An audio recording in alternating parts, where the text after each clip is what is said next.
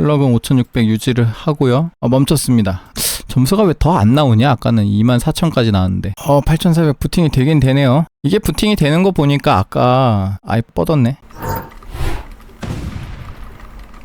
안녕하세요, 소울시커입니다. 자, 구글에서 9850X3D라고 이렇게 검색을 하면 AMD 사이트에 이렇게 등록된 게 나옵니다. 눌러볼게요. 썸네일 보고 오셔서 아시겠지만 이 9850X3D가 이번에 출시가 되고 영상 올라가는 시점 기준으로 엠바고가 해제가 될 겁니다. 스펙은 8코어 16스레드고요. 최대 부스트 클럭을 5.6GHz로 가지고 있고 L3 캐시 96MB, TDP 120W 제품입니다. 실질적으로 9800X3D랑 차이는 클럭밖에 없습니다. 9800X3D 같은 경우 최대 클럭이 5.2GHz로 세팅이 되어 있죠. 코어 수나 아니면 L3 캐시, TDP는 동일하고요. 그래서 전반적으로 봤을 때 뭔가 새로운 아키텍처가 적용된 건 아니고 같은 코어에 선별된 제품이라고 볼 수 있겠습니다. 제 채널에서 재생 목록 들어가면 여기 젠5라는 목록이 있는데 눌러보면요, 이 9000번대 CPU의 출시 히스토리가 있다고 볼 수 있는데, 제가 이거 출시 초부터 리뷰를 했기 때문에 9700X도 리뷰했고 9900X랑 950X도 리뷰하고 그 다음에 9600X까지 리뷰를 했는데, 여기 리뷰 내용을 보시면 뭐가 좀 이상하다는 얘기를 많이 해요. 뭐가 좀 이상하다. 그때 어떤 이슈가 있었냐면, 이 9000번대 CPU를 가지고 테스트를 해봤는데 클럭이 대략적으로 5300, 5400 그 정도 사이에서 제대로 안 올라가는 증상이 있었어요. 그러다가 제가 이 9600X를 요걸로 테스트를 했을 때 이 9600X의 최대 클럭이 54배수 5.4GHz거든요. 근데 얘는 56배수까지도 얘는 클럭이 올라가는 겁니다. 그래서 야, 이게 제대로 된 CPU다.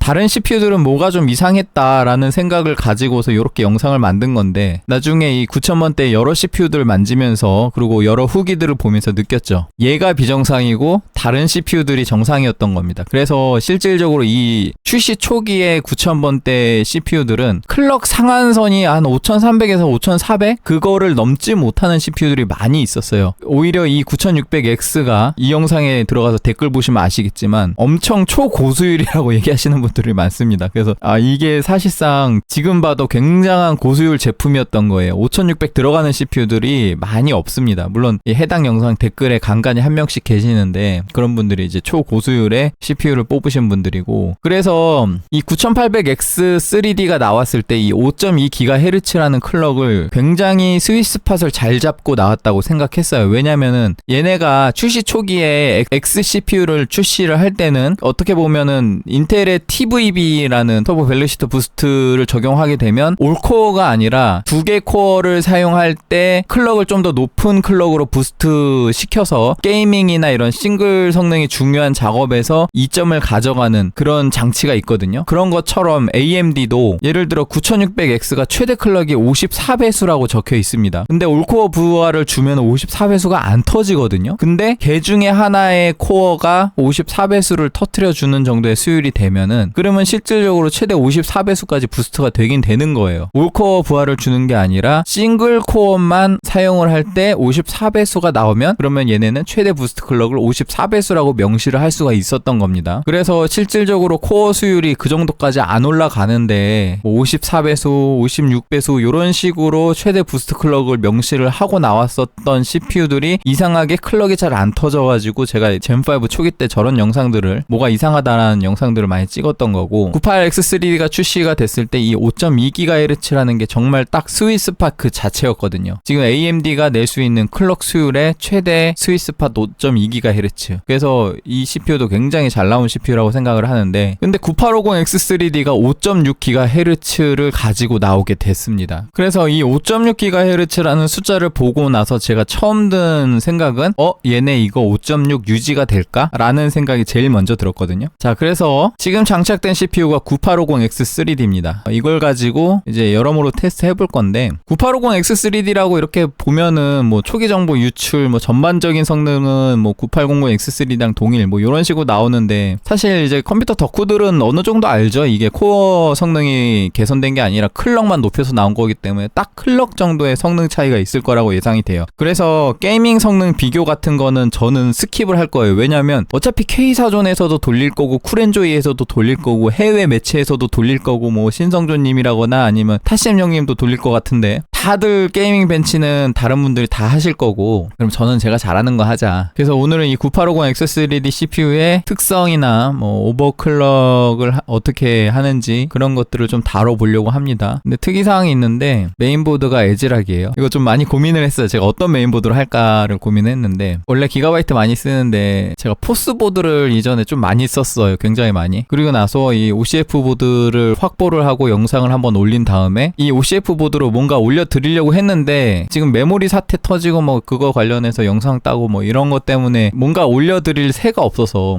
이걸로 뭔가 하긴 해야겠는데 싶어가지고 일단 그냥 여기다 장착을 해봤습니다. 원래 7500X3D로 하려고 했는데 7500X3D 영상 보신 분 아시겠지만 뭐가 안 됐죠. 되는 게 없어요. 그래가지고 이게 9000번대 X3D라서 조금 걱정은 하긴 했지만 어차피 제 CPU는 고장나도 저기 AMD 김상현 부장님 갖다 드리면 바꿔주실 거니까 그래서 일단 장착을 했고 여쭤봤어요. 에즈락 해도 될까요? 된다고 하셨으니까 이걸로 해보겠습니다. 바이오스는 지금 현지 시점 기준으로 가장 최신 버전이고 여기 날짜가 12월 16일이라 되어 있는데 요거 설치하면 날짜가 이렇게 떠요. 지금 아기사 1.2.7.1 버전 동일한 거고요. 지금 순정 상태인데 일단 시네벤치부터 한번 돌려볼게요. 참고로 지금 장착된 쿨러는 AG620 쿨러입니다. AG620 까시는 분이 많은데 가격 대비 이거만한 쿨러가 PA120SE 딱 그 정도? RC1900이 이거보다 좋긴 한데 RC1900이 잘 나와서 그런 거고 걔는 비싸잖아. 근데 더 싼 거 써야지. 98X3D 같은 경우는 RC1900 아니면 커버가 안 된다고 하시는 분들 계시는데 그거는 TDP에 대한 이해가 좀 잘못되신 분들이라 생각해요. 물론 온도가 조금 거슬릴 수는 있어요. 근데 온도가 높다고 성능이 떨어지는 그런 건 아니거든요. 실질적으로 PPT가 140W에서 160W 정도 쓰는데 그 정도는 충분히 커버를 한다고 봅니다. 뭐 판매업 하시는 분들이야 본인이 AS 처리를 해야 되고 고객분들이 이해가 안 돼 있을 수 있으니까 뭐 온도에 민감하실 수 있는데 실질적으로 AMD 시스템 같은 경우 TDP 자체가 그렇게 높진 않기 때문에 뭐 발열 전달이 제대로 안 돼서 그러는 거지 쿨링이 모자른 건 아니에요. 그냥 온도가 높은 숫자가 보기 싫은 분들은 좀 더 좋은 쿨러를 쓰시면 됩니다. 뭐 저야 말은 이렇게 하지만 저도 주변에 만약에 98X3D 쓰신다고 하면은 뭐 RC1900이나 수냉 쿨러 가시라고 얘기를 드리긴 해요. 어차피 제가 그런 분들한테 일일이 이론적으로 설명해 가기가 쉽진 않으니까. 그렇지만 오늘 9850X3D 처음 영상이니까 충분히 커버가 가능하다고 생각하는 AG620 달았고요. 한번 돌려보겠습니다. 지금 실내 상온 18.2도. 클럭이 최대까지 터지진 않는데요. 그러면 쿨러가 모자라서 클럭이 최대까지 터지지 않는 게 아니냐라고 얘기를 하실 수 있는데 이거 수냉 쿨러 달아도 한 40, 50 뭐 그 정도 클럭이 더 터질 수는 있어요. 그거는 이제 온도 차이에 따른 저항 차이가 발생을 하는 거고 지금 클럭이 요거밖에 안 터지는 거는 여기 보시면 아시겠지만 PPT, TDC, EDC 제한에 걸려서 그런 겁니다. 요게 먼저 걸려서 그래요. 지금 성능은 23500점 정도 나오고 다른 메인보드를 쓸 때 편차가 있을 수도 있습니다. 지금 제가 판단한 AMD 시스템에서 보드별로 저항 차이가 있는 걸로 보여가지고 그래서 올코어 부스트를 돌렸을 때 일단은 5200 정도밖에 안 나오는 게 보여요. 중요한 거는 이제 클럭이 더 올라갈 수 있느냐라는 측면에서 봤을 때 그걸 한번 판단해 봐야 되는데 온도가 지금 80도도 안 나왔죠. 이 쿨러가 이걸 쓰는데 지장이 없냐 있냐를 판단할 때 여러분들 요 온도로 판단할 수 있고 이 온도는 수율별로 다르다라고 얘기할 수도 있는데 어쨌든 TDP가 지금 140W 정도면은요 실질적으로 듀얼타워 공냉 쿨러로 커버 못하는 TDP는 아닙니다. 이 140W를 이 듀얼타워 공냉 쿨러의 히트싱크에서 해소를 할 수 있느냐 없느냐라는 점을 봐야 되는데 이게 지속 부하를 줬을 때 히트싱크가 계속 뜨거운 상태가 유지가 되면서 그 히트싱크의 열기를 쿨러가 계속 배출을 해주겠죠. 근데 배출을 해주는 양보다 CPU로부터 유입되는 열기가 좀 더 높을 경우에는 이 히트싱크가 지속적으로 점점점 뜨거워져서 쿨링 능력이 좀 떨어지기 시작합니다. 근데 그게 아니라 여기에 전달되는 열하고 여기서 해소하는 열을 봤을 때 해소되는 양이 더 많으면은 그러면은 이 쿨러는 쓰기에 모자른 쿨러가 아닌 겁니다. 제가 판단했을 때 AG620급의 듀얼타워 공냉 쿨러는 웬만하면 140W 정도는 충분히 커버를 한다고 보고 그걸 어떻게 판단하느냐 이거 30분 돌려보세요. 이거 30분 돌렸을 때 지금 이 점수보다 아주 미미하게 떨어질 수 있는데 만약에 쿨러가 커버가 안 되는 경우면 점수가 크게 떨어집니다. 적게가 아니라 크게 떨어져요. 그래서 30분으로 이렇게 돌려봤을 때 이게 오차범위다 라고 보여지면은 이거는 쿨러를 쓸 수 있는 겁니다. 온도가 90도 치고 뭐 그런 것도 상관이 없어요. AMD 시스템은 TDP, EDC, PPT 그 다음에 온도 리밋 95도까지 해가지고 이 4개 중에 하나의 리밋에 걸리지 않으면 최대치까지 온도를 높이면서 성능을 부스트하는 게 정상적인 시스템이고, 지금 이 시스템 같은 경우 5200 클럭대에서 어딘가의 리밋에 걸리는 거고, 지금 보셨다시피 95도 리밋은 안 걸렸어요. 어딘가에 리밋이 걸렸기 때문에 거기서 지금 돌아가는 성능이 이 정도고, 그 정도 리밋에 돌리기에 이 AG620이라는 쿨러는 개인적으로 지장이 없다라고 판단합니다. 뭐 인케이스에 들어가서 여기서 온도가 좀 더 높아진다거나 그럴 수는 있어요. 근데 이게 95도로 터치를 하면은 거기서 스로틀링이 발생할 수는 있어요. 온도에 따른 스로틀링이 발생할 수 있는데 95도 터치를 안 하면 괜찮다고 봅니다. 그런 건 있을 수 있어요. 그래픽 카드에서 올라오는 열기가 CPU에 통해서 유입돼서 온도가 더 높아질 수 있다. 그런 거는 가정할 만한데, 그거는 그래픽 카드 열기를 제대로 해소 안 하시는 문제지 CPU 쿨러의 문제는 아니라고 생각합니다. 그래픽 카드 떼고 CPU만 놓고 돌렸을 때 이게 될까 안 될까를 놓고 봤을 때 쿨러는 죄가 없다는 거, 그렇게 생각하시면 될 것 같아요. 그래서 사실 그래픽 카드를 좀 헤비한 거 쓰시는 분들은 그냥 수냉 쿨러 쓰시는 게 낫다고 생각합니다. 저는 하한선으로 봤을 때 요거 된다라고 얘기하는 거지, 이걸로 여러분들이 쓰시라고 권장드리는 건 아니에요. 되도록이면 RC1900 이상, 그 다음에 되도록이면 3열 이상의 수냉 쿨러 사용을 권장합니다. 이렇게 계속 돌려보면 알겠지만 지금 순정 상태이기 때문에 에러가 난리는 없고, 지금 점수를 보시면 23524점 정도죠. 이게 크게 떨어지지 않으면, 뭐 22000대, 21000대 이런 식으로 떨어지지 않으면은, 그러면 이 쿨러로 충분히 커버 가능하다고 보여지고요. 이런 부분은 이미 제가 98X3나 이런 거 돌릴 때 많이 테스트를 해봤기 때문에 아마 얘도 문제 없을 거라고 생각합니다. 왜냐하면 TDP 자체가 똑같잖아요. TDP가 똑같으면 커버가 되는 거예요. 좀 더 클럭이 높게 터지면은 발열이 약간 더 늘어날 수는 있는데, 어쨌든 소비되는 전력량 자체는 동일하니까. 그래서 지금 23400점대 후반으로 이렇게 계속 유지가 되죠. 오차범위 수준으로 보여지고, 최초에 1회 돌릴 때보다는 점수가 약간 떨어질 수 있어요. 왜냐면은 처음 돌릴 때는 이 히트싱크 자체가 되게 차가운 상태였기 때문에 열 전달을 받았을 때 이걸 해소하는데 조금 이점이 있단 말입니다. 그게 지속적으로 부하를 돌렸을 때 어느 정도 열기를 머금게 되면서 어느 정도 수렴하는 부분이 있어요. 그 수렴하는 부분에서 점수가 수렴하게 될 겁니다. 그 점수가 크게 떨어지지 않으면은 상관이 없다, 그렇게 보시면 됩니다. 그래서 AMD PBO 부스트랑 이런 TDP라는 개념 자체를 제대로 이해를 못하고 쿨러를 무작정 올려치기 하시는 분들이 계시는데, 전 개인적으로 AG620이면 충분하다고 봐요. 광고받은 거 아닙니다. AG620 쿨러가 제가 생각할 때 이 정도 커버할 수 있는 가장 싼 쿨러라서 얘기를 드리는 거예요. 가장 싼 쿨러. 이거보다 싼 거는 안 쓰시는 게 좋고, 하한선을 딱 이 정도로 보시면 돼요. 이거 특가 뜰 때 구매하면 한 2만원, 3만원? 그 정도 가격대로 구매할 수 있을걸요. 그래서 웬만한 싱글 타워보다 가성비가 좋은 쿨러입니다. 지금 대충 23400점대 수렴할 걸로 보여지는데, 일단 시간 관계상 저는 요 정도까지만 돌리겠습니다. 어차피 점수 크게 떨어지지 않을 것 같고, 온도는 80도 초반 유지하죠. 자, 그러면 일단 바이오스에 들어가서, 자, 바이오스 진입했고요. 저는 개인적으로 이 시스템이 56배수의 클럭을 유지를 할 수 있는 시스템인가가 굉장히 궁금하기 때문에, 그럼 클럭을 높여보면 됩니다. 이게 CPU 오버클럭킹이 가능한 CPU라서 9000번대는 커스텀이 가능한데, 근데 이제 수동 오버클럭을 하게 되면은 PBO랑 조금 개념이 다른 게, PBO 같은 경우는 어떤 리밋 값에 도달하기 전까지 최대한 클럭을 올리는 현상이라고 하면은, 수동 오버클럭은 정해진 전압과 정해진 클럭으로 고정을 시켜버리는 그런 거기 때문에, 만약에 수율이 모자르게 되면은 안 돌아갈 수도 있어요. PBO 환경에서 돌리면은 VF 커버라 그래서 정해진 클럭 대비 전압값이 있어요. 그거는 수율과 상관없이 AMD가 프리세팅해 놓은 수치로 돌아가는 거고, 근데 수동 오버클럭을 하게 되면 그 VF 커버를 무시하고 내가 설정한 전압에서 설정한 클럭으로 고정해서 돌리겠다는 겁니다. 그래서 수율이 되면은 돌아갈 거고, 안 되면 안 돌아갈 거고, 그런 부분이 있는데, 일단은 수동 오버클럭은 좀 헤비하니까 그거 말고 PBO 환경 상에서 클럭을 좀 높여보는 방법이 있어요. 어드밴스드 옵션에서 AMD 오버클럭킹 옵션 들어가면 액셉트 들어가서 프리시즌 부스트 오버드라이브 들어가서 이거를 어드밴스드로 바꾸고, PBO 리밋은 제가 해제를 해봤는데 어차피 PPT가 늘어나진 않더라고요. 그래서 이거는 건드리지 않겠습니다. 여기 보시면은 커브 옵티마이저라는 옵션이 있는데, 여기 들어가서 커브 옵티마이저 올코어 놓고 이거를 네거티브로 바꾸고요. 여기서부터 이제 커브 옵티마이저를 넣게 되면은 클럭당 들어가는 전압을 오프셋 오프셋 값으로 VF 커브 값을 다이어트 시키게 되는데, 이거에 대한 자세한 설명은 제가 다른 영상에서 설명한 거 굉장히 많이 있으니까 한번 참고해 보시고요. 전압을 다이어트 시키면은 온도가 낮아지는 거 아니야? 라고 생각하시는 분이 계시겠지만, 지금 최대 전력 값은 140, 150W 그 정도에 고정이 되어 있단 말입니다. 최대 전력 값이 고정이 되어 있는 상태에서 클럭당 전압이 내려가면 어떻게 되겠어요? 전력은 전압 곱하기 전류예요. 지금 보면은 시네벤치 환경에서 전류는 고정입니다. 프로그램이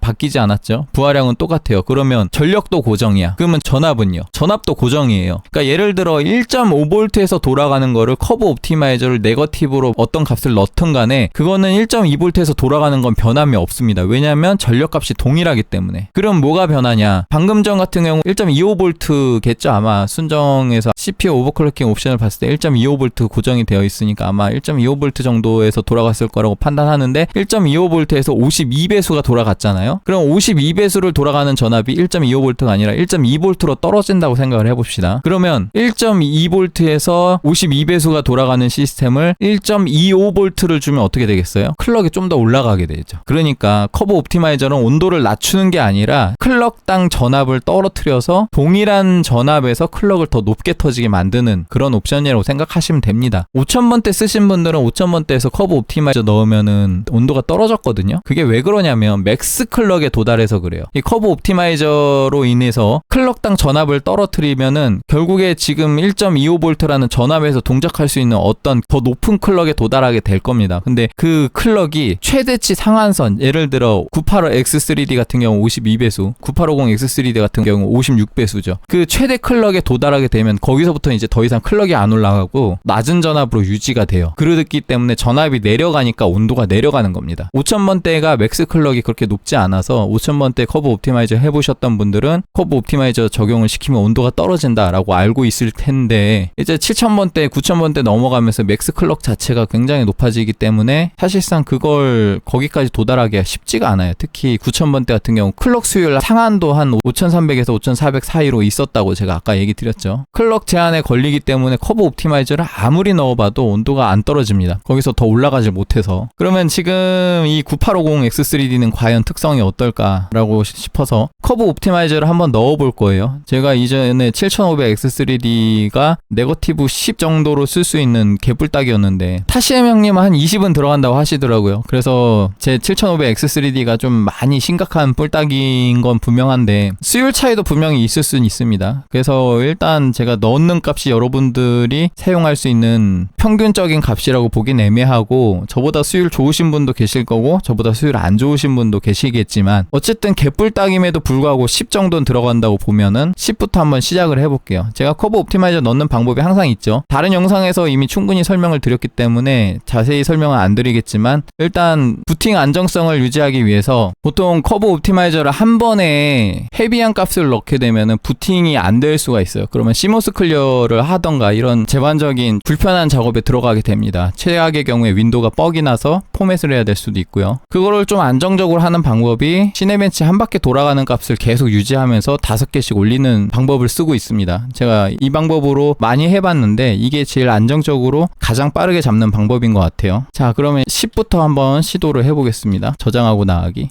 참고로 이 PBO 옵션이나 아니면 CPU 오버클럭킹에 관련된 옵션들은 AMD 시스템은 대부분 비슷비슷하게 생겼기 때문에 여러분들이 에즈락 보드가 아닌 다른 메인보드를 쓰더라도 옵션 값은 비슷할 겁니다. 특히 PBO 옵션은 거의 동일해요. 아게사에서 기본 통제하는 부분이기 때문에. MSI 보드만 조금 다를 수 있어요. MSI는 자기네가 그런 PBO 옵션까지 전부 다 커스텀 해가지고 옵션을 재배치해놨거든요. 잘 찾아보시면 그래도 원론적으로는 동일하다고 보시면 됩니다. 자, 저장하고 나가기. 자, 부팅은 됐고요. 시네벤치 한 바퀴만 돌려볼 겁니다. 이 한 바퀴를 왜 돌리냐면, 시네벤치가 한 바퀴 돌아갈 정도의 상태라면 여기서 커브 옵티마이저를 5개 정도 줬을 때 최소한 부팅은 될 거다, 이런 이유 때문에 돌리는 거예요. 한 바퀴 돌려서 안정값을 잡겠다는 게 아니라, 안정화 작업은 결국엔 최종적인 값으로 해야 되고, 이게 최종값이 아닌 경우에 안정화 작업 돌리는 건 노가다잖아요. 그걸 굳이 돌릴 필요는 없을 거 아니야. 내가 지금 네거티브 10을 쓸 것도 아니고 네거티브 값을 좀 더 낮춰서 쓰고 싶은데 지금 네거티브 10인 상태에서 돌리는 건 의미가 없겠죠. 아무튼 요 정도. 유효 클럭이 조금 올라가는 게 보이시죠? 보이죠? 소비 전력량도 아주 미미하게 좀 떨어지고 온도도 이점이 있었습니다. 일단은 다시 바이오스. 자, 다시 바이오스 진입했고요. 같은 옵션으로 들어가서 커브 옵티마이저에서 네거티브 15를 한번 줘볼게요. 10에서 시네벤치 한 바퀴가 돌아갔기 때문에 이 15라는 값은 최소한 부팅은 되는 값입니다. 부팅이 안 되기 시작하면 이제 좀 복잡해지기 때문에 그걸 피하기 위해서 이렇게 번거롭게 하는 거예요. 자, 부팅됐고 빠르게 돌려보겠습니다. 클럭은 이제 5300까지 터지기 시작했고요. 자, 다 돌아갔습니다. 클럭은 5300 정도. 소비 전력이 계속 줄긴 주네. 자, 다시 바이오스 진입해서 커브 옵티마이저 네거티브 20 저장하고 나가기. 자, 네거티브 20에서 한번 돌려보겠습니다. 클럭은 5340 정도 지금 터지고요. 한 바퀴 다 돌아갔고 소비 전력 요 정도. 다시 바이오스에서 이제 네거티브 25로 시도해 보겠습니다. 저장하고 나가기. 자, 시네벤치 한번 돌려보고요. 이제 클럭이 5360 정도 터치했다 5340대로 떨어지는. 조금 불안한데 이거 다른 CPU들이 항상 이 정도에서 멈췄거든요. 지금 클럭 정도를 좀 잘 기억하고 좀만 더 네거티브 값을 넣어볼게요. 자, 다시 바이오스에서 커브 옵티마이저 값을 네거티브 30 한번 넣어보고요. 저장하고 나가기. 자, 네거티브 30에서 시네벤치 한번 돌려볼게요. 과연 클럭이 더 올라갈 것인가? 아니면 리밋에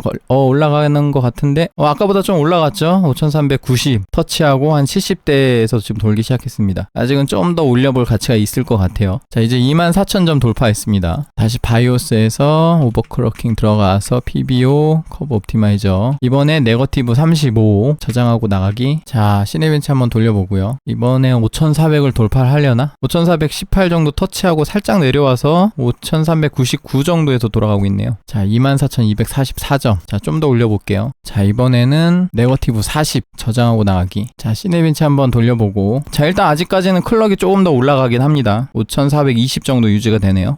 뻗었어요. 뻗었습니다. 자, 커브 옵티마이저 네거티브 40에서 시네벤치 한 바퀴에서 뻗었으니까 이제 45부터는 좀 위험하다고 보고요. 또 40 정도도 쓸 수 있는 값은 아니라서 예를 들어 여기서 네거티브 35 내지 아니면 35도 좀 빠듯할 수 있습니다. 그래서 이렇게 한 30 정도 이렇게 주고 쓰면은 적절할 것 같고요. 근데 생각보다 클럭을 많이 못 올려봤어요. 지금 디폴트 값의 VF 커브 값 가지고는 지금 클럭을 5400 정도까지밖에 못 올렸으니까 만약에 지금 온도 여유가 있으니까 전압을 더 주면 어떨까? 그걸 한번 해보기 위해서 PBO로 안 되면은 이제 수동 오버를 갈기면 됩니다. 그러면은 일단 커브 옵티마이저는 요 정도까지 하고 그리고 주의할 게 있는데 커브 옵티마이저 네거티브 30을 주더라도 아까 보셨다시피 이 정도 주면은 시네벤치급 부하에서 5300 정도로 돌아가거든요. 근데 중요한 거는 5300 말고 지금 이 CPU가 최대 클럭이 5600이란 말이에요. 그러면은 시네벤치급 부하 말고 게이밍 환경 같이 좀 더 라이트한 부하를 줄 때 좀 더 높은 클럭에서 터질 수가 있어요. 예를 들어 대표적인 게 에이다 64인데 에이다 64의 전류값 그러니까 소위 말하는 부하량 정도가 시네벤치보다 더 적습니다. 그럼 낮은 부하량이면 좀 더 잘 돌아가는 거 아니냐라고 할 수 있을 텐데 생각을 해보세요. 부하량이 낮으면은 전압을 더 높게 쓸 수가 있습니다. VF 커브 값이 더 높은 전압에 도달하면서 더 높은 클럭을 구동을 시킬 거예요. 근데 커브 값 자체는 기울기가 일정하지 않고 완만하게 되기 때문에 좀 더 높은 전압에서 더 높은 클럭을 달성을 하려고 할 때 문제가 될 수가 있어요. 그래서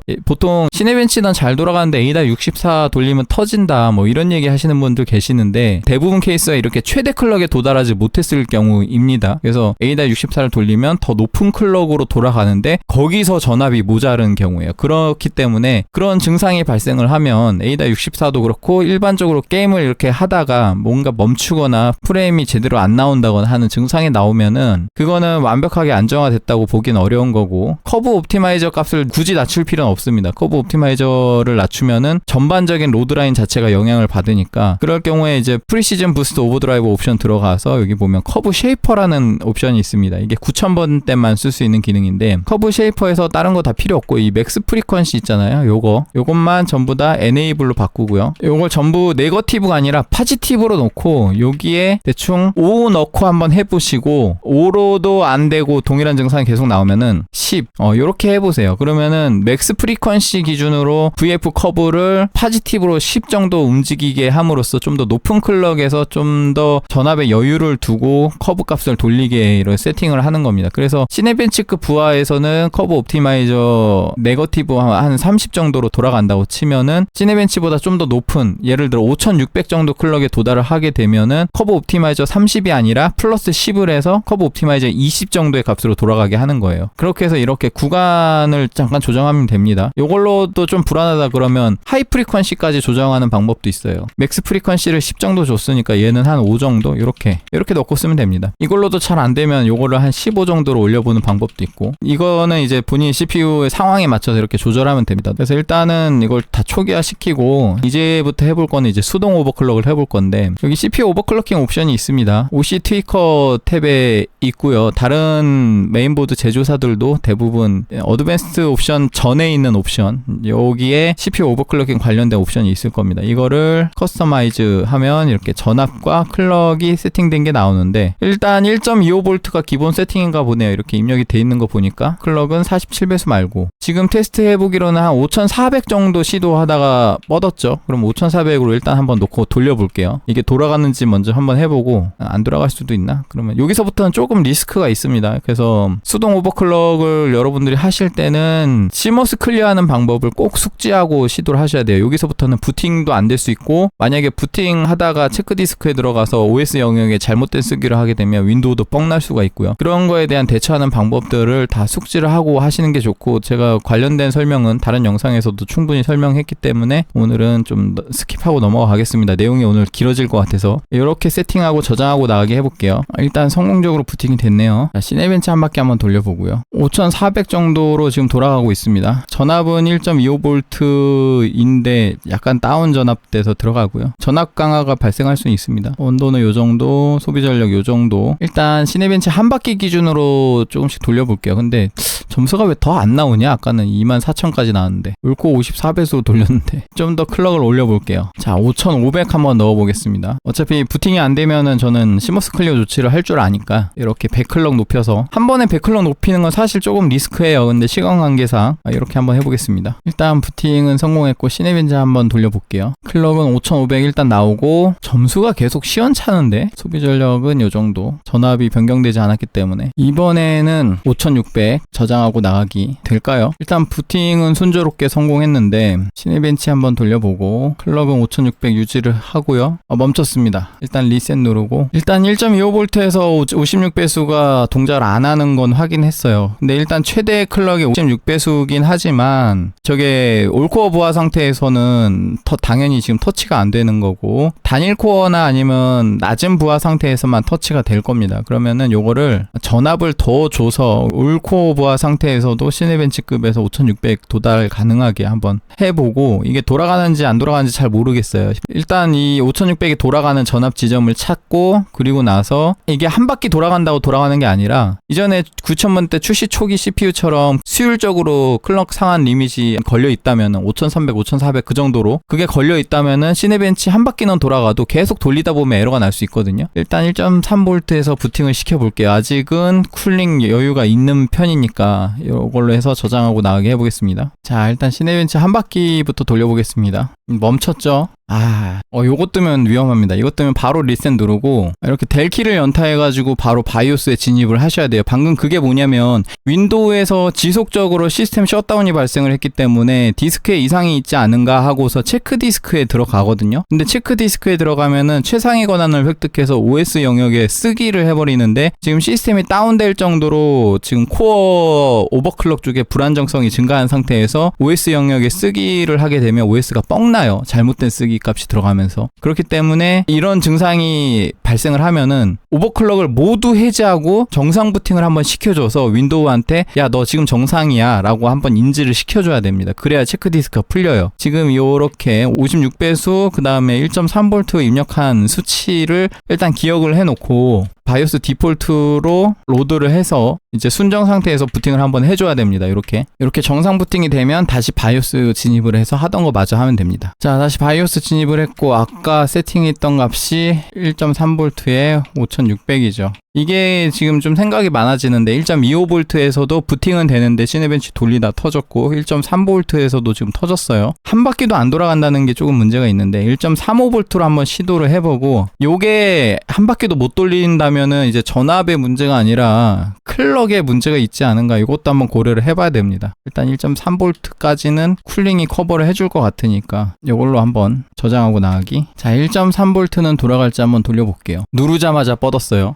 자, 일단 이 정도까지 해보고 결론을 좀 내리자면 56배수로 동작시키는 거는 지금 이 CPU로는 무리인 것 같습니다. 왜냐하면 전압을 더 줬는데 개선되는 게 아니라 오히려 더 네거티브하게 증상이 발생하는 거 봐서는 전압이 증가하면 온도가 증가하고 온도가 증가하면 저항이 증가하고 저항이 증가하면 클럭당 요구 전압량이 늘어나요. 그렇기 때문에 오히려 지금 악순환에 빠지게 되면서 지금 56배수 클럭이 오히려 전압을 높여서 더 여유롭게 돌아가는 게 아니라 안정성이 더 틀어지는 그런 모습이 보였습니다. 그래서 지금 이 CPU는 지금 56배수 동작 가능한 수준으로 보여지진 않고요. 물론 아까도 얘기했다시피 싱글코어에서 56배수는 터질 겁니다. 그렇기 때문에 수동 오버클럭으로 이 최대 클럭을 넘지 못하면은 무조건 PBO로 쓰는 게 나아요. 그래야지 싱글코어라도 56배수를 도달하니까. 그래서 이 CPU는 지금 일단 수동 오버클럭은 그냥 풀고, 수동 오버클럭을 뭐 55배수, 54배수 이렇게 세팅하고 돌리는 방법도 있지만, 그러면 올코어 54배수, 55배수 그 정도는 유지를 하더라도 게이밍 성능에서도 55배수, 54배수로밖에 못 돌아가요. 이게 더 낮은 부하에서 56배수가 동작 가능한 CPU긴 합니다. 시네벤치급의 올코어 부하 상태에서 지금 56배수가 안 돌아가서 그렇지. 그래서 요거는 그냥 커브 옵티마이저로 세팅을 하고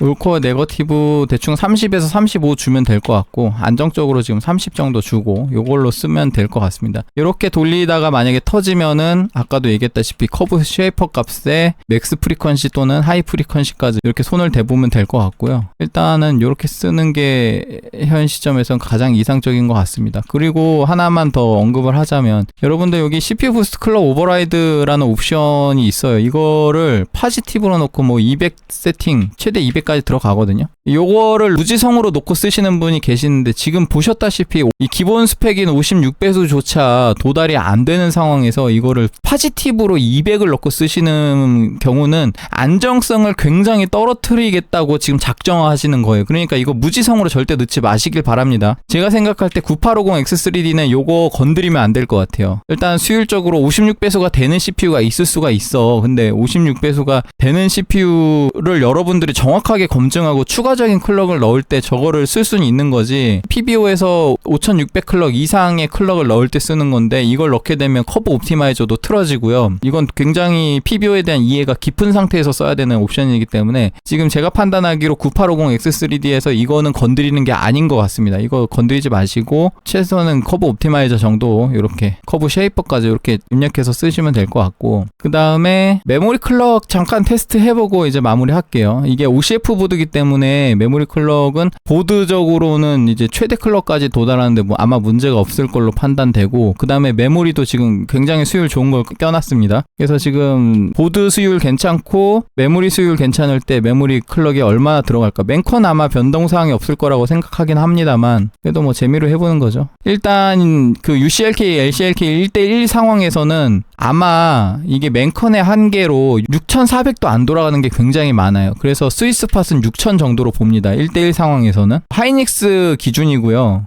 이게 뭐 하이닉스든 마이크론이든 삼성이든 어쨌든 1대1 상황에서 6000을 넘기게 되면 안정성이 떨어진다고 생각하고, 그 다음에 마이크론 최신 다이가 아니라 뭐 9세대 마이크론 칩셋을 쓰시는 경우에 6000은커녕 5600도 안 될 수 있습니다. 마이크론 1세대 같은 경우 요것도 안 돼요. 그러니까 되도록이면 메모리 오버클럭은 하이닉스 칩셋인 메모리를 쓰시는 걸 권장드리는데, 요새 메모리 가격이 워낙에 비싸지다 보니까 뭐 요새 마이크론 칩셋이 많이 유통되고 있거든요. 그래서 마이크론 오버클럭 같은 경우는 제가 다른 영상 올린 거 있으니까 거기 참고하셔서 클럭과 타이밍 참고하셔서 쓰시면 될 겁니다. 근데 어쨌든 오늘은 하이닉스 칩셋이 들어가 있는 메모리를 장착을 했고 1대2로 해서 좀 더 클럭을 높여볼 겁니다. 일단 라이트하게 6800부터 시작을 해볼게요. 하이닉스 A다이 수준의 메모리라면은 6800부터 시작하는 게 나쁘진 않거든요. 전압은 순정 상태로 한번 해보겠습니다. 전압 오토예요. 올 오토 1.1V. 타이밍은 일단 바이오스에서 자동으로 튜닝 해줄 거라고 생각하고 타이밍도 오토로 한번 시도를 해보겠습니다. 근데 타이밍 오토 상태에서 세팅해주는 거는 제가 써봤는데 에즈락보다는 기가바이트가 좀 더 세팅을 잘해주고, 에즈락은 조금 손을 봐야 돼요. 근데 저는 손을 볼 줄 아니까 일단 한번 해보겠습니다. 일단 저장하고 나가기. 자, 일단 6800 부팅이 됐습니다.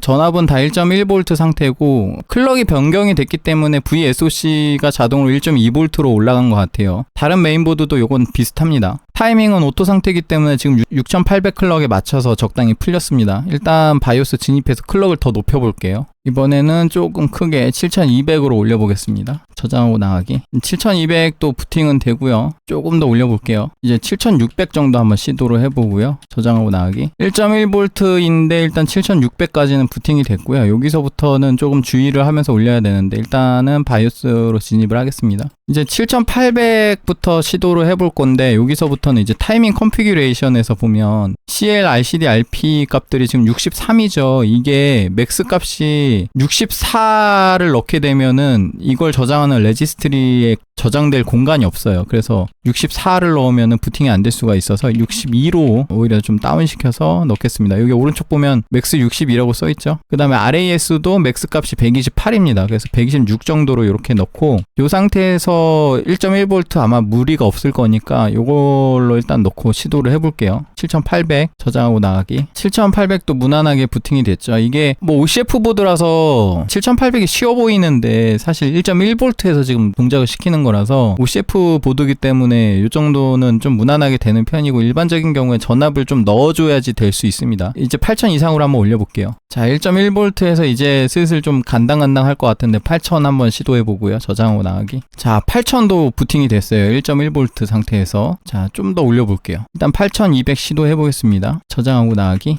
지금 부팅 실패했어요. 4800으로 기본 부팅이 됐고 다시 바이오스 들어가 보겠습니다. 지금 8200으로 올라가면서 VDDP가 자동으로 1.15V로 바뀌었어요. 이거를 다시 오토로 풀어주고 DRAM 프로파일 컨피그레이션 들어가면은 여기서 VDDIO 전압이 굉장히 높게 설정되어 있네. 이게 8200으로 올리면서 전압이 세팅이 된 것 같은데 잠깐만요. 다시 1.1V로 하고 8000부터 다시 해볼게요.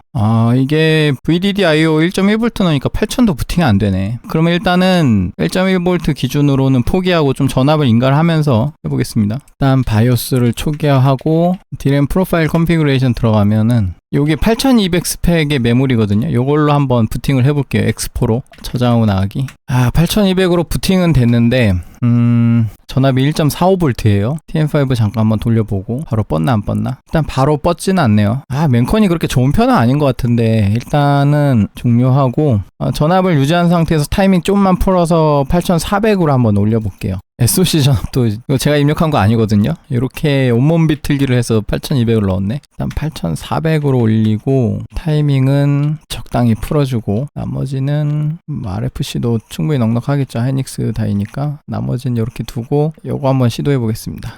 8400 부팅이 되긴 되네요. 이게 부팅이 되는 거 보니까 아까 아예 뻗었네. 지금 상황 보니까 지금 8200 정도에서부터 전압을 조금 요구를 하면서 지금 전압을 좀 더 높이지 않으면 8400은 안 될 것 같아요. 지금 부팅만 되고 있는 상황이고. 근데 지금 8200도 전압값을 보면 1.45V 때려받고 지금 돌리고 있는 거거든요.